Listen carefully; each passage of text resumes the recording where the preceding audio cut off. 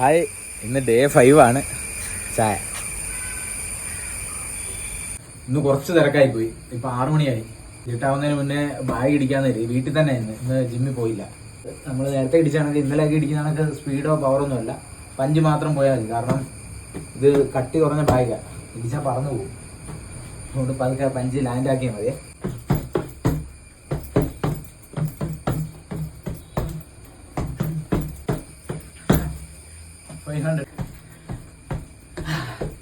Finish.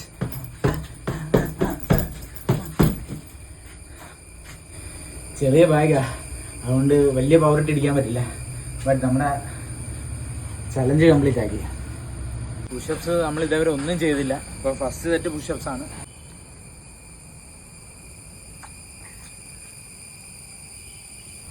Second set, third set, fourth set. ഇരുട്ടായി തുടങ്ങിയിട്ടുണ്ട്. But last 100 ആണ്.